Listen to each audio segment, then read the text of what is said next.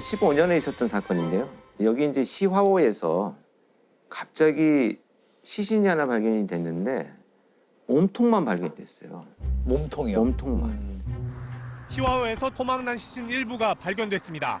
발견 당시 여성의 상체만 있었던 것으로 전해졌습니다.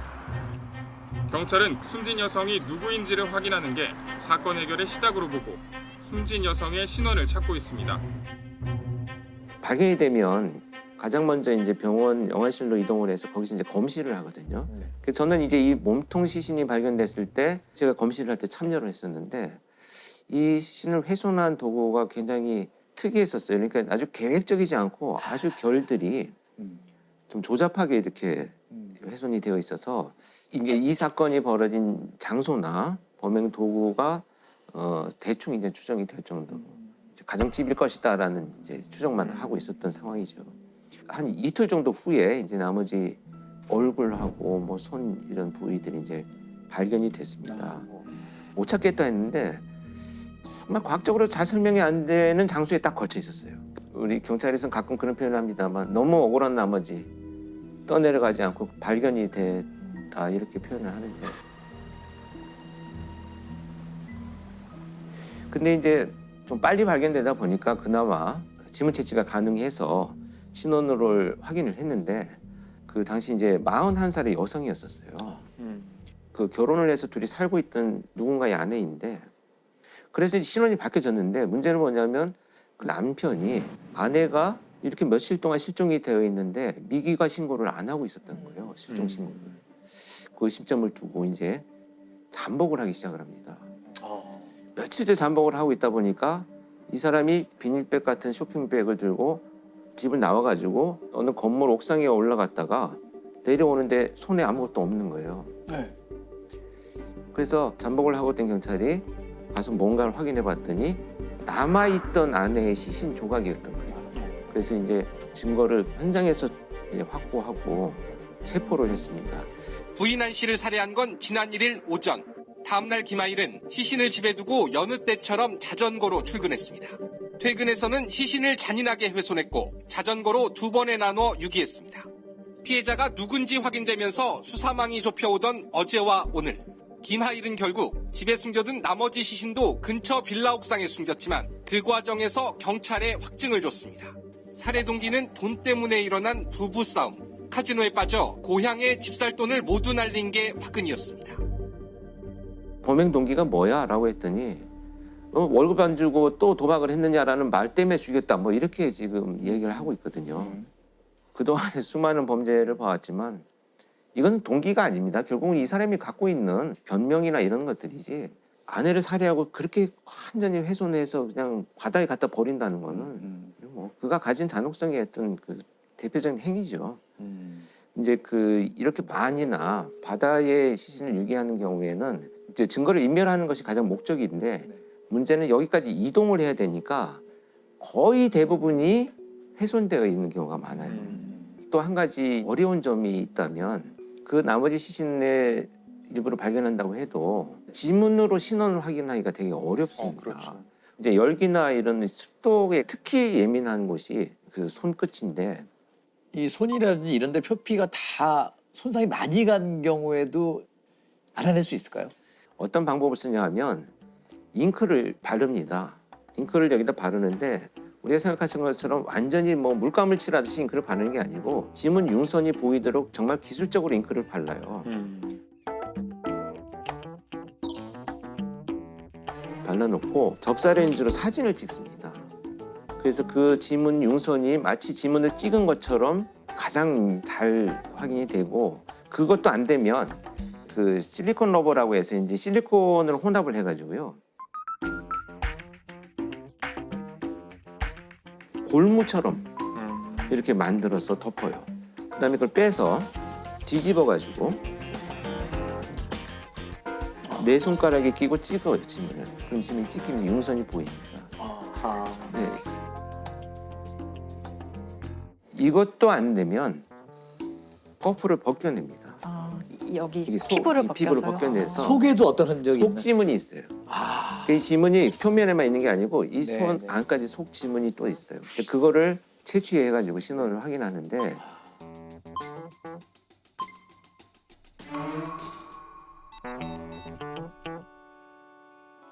근데 이 익사 사건 제가 왜 말씀드렸냐면 이 그 지문 채취하는 것이 정말 우리나라가 우리나라 권위가 있고. 권위가 있어요. 자, 전 모두 인정합니다. 어. 지문 연구가 제일 많이 돼 있고 전 국민의 지문을 갖고 있는 게 우리나라밖에 없다 보니까 만 18세 이상은 다 네. 찍으니까. 그러니까요.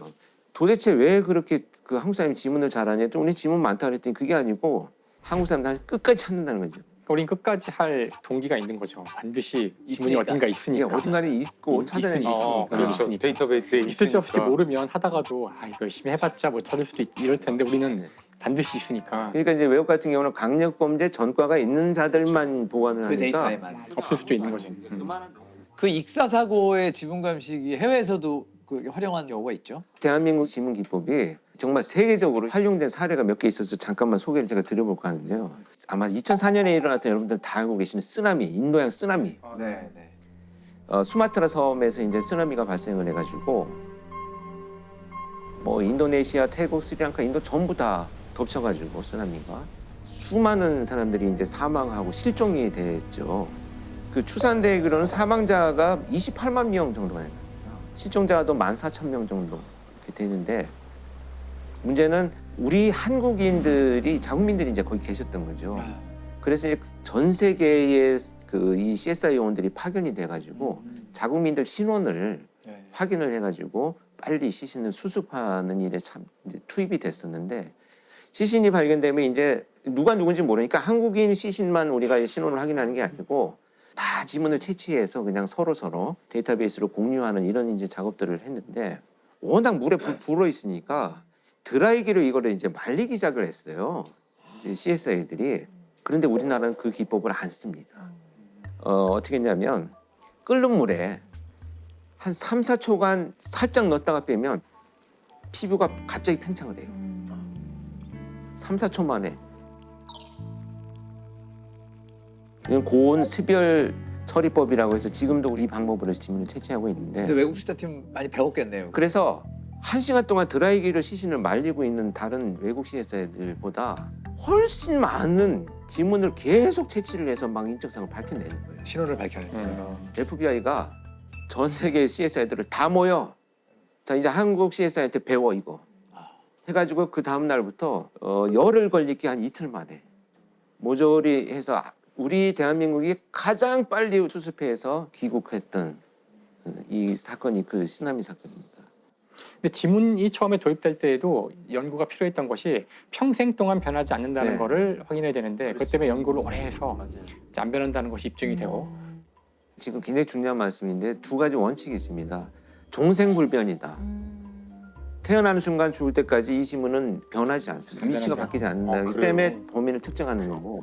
그다음에 이제 종생불변하고 이제 만인이 부동하다. 이 두 가지 원칙이 있어요. 그 영화 보면은 왜 화면을 보면 막 지문이 막 돌아가면서 찾잖아요. 네, 이 점 매치, 이렇게 뭐 점, 노 네. 매치 이렇게 나오잖아요. 네. 따다다다닥 네. 딱.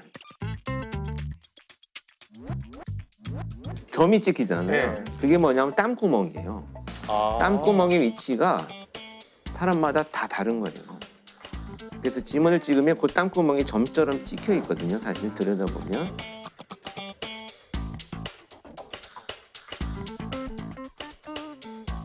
그 위치에 똑같은 장소에 그것이 있어야 이 사람이 동일 지문 판결을 하는데 우리나라는 굉장히 엄격해서 14개가 넘어야지 동일인으로 판정을 하게 되어 있죠.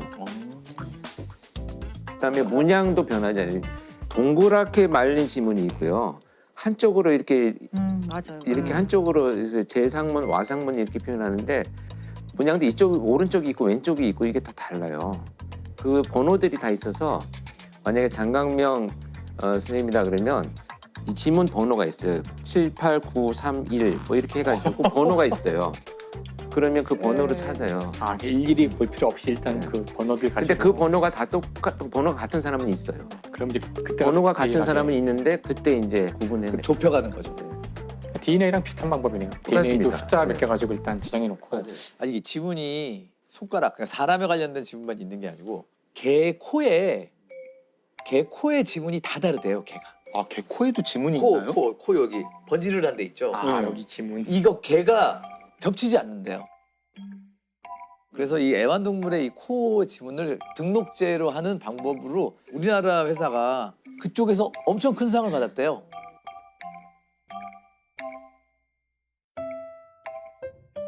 비문. 그렇죠. 비문이죠. 보호자가 각각 다른 두 마리의 포메라니안 강아지. 그냥 보기엔 구별이 쉽지 않은데요. 강아지의 비문을 찍어 식별해보니 찾고자 하는 강아지가 아니라고 나타납니다. 기가 막히다. 네. 갑자기 생각났는데 판다곰이 눈이 이렇게 멍이 있잖아요. 네. 그게 다 다르대요. 아 그래요? 지문처럼. 그걸로 구분한대요, 자기들끼리. 아,